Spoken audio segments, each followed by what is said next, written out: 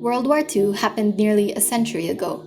We've read about it in books and seen the pictures, but these preserved clips from around the Philippines offer a different perspective.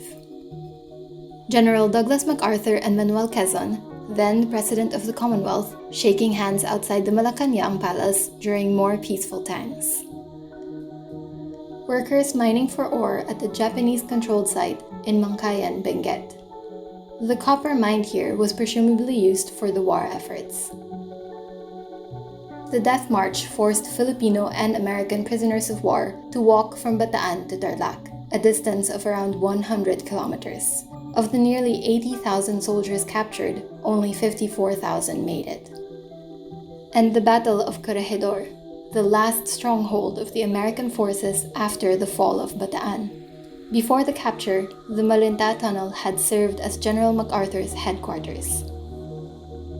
These kamikaze pilots are setting off from Mabalacat in what is possibly their last flight. They were given sacred sake as part of a ritual before the send-off. These are US soldiers that were deployed to Clark, Pampanga. The famous Leyte landing. General Douglas MacArthur returned to Philippine shores on October 20, 1944. This signaled the start of a campaign against Japanese forces. With him is President Sergio Osmeña.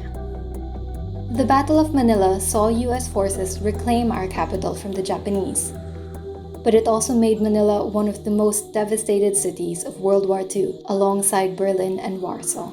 Intramuros was one of the battle's hotspots, with American soldiers infiltrating the walled city at great cost. As the fighting went on, civilians escaped by crossing the Pasig River. The Manila City Hall and the Legislative Building, now our National Museum, were not safe from the ravages of war either. Yet now, 75 years after the end of World War II, both buildings stand proudly once again.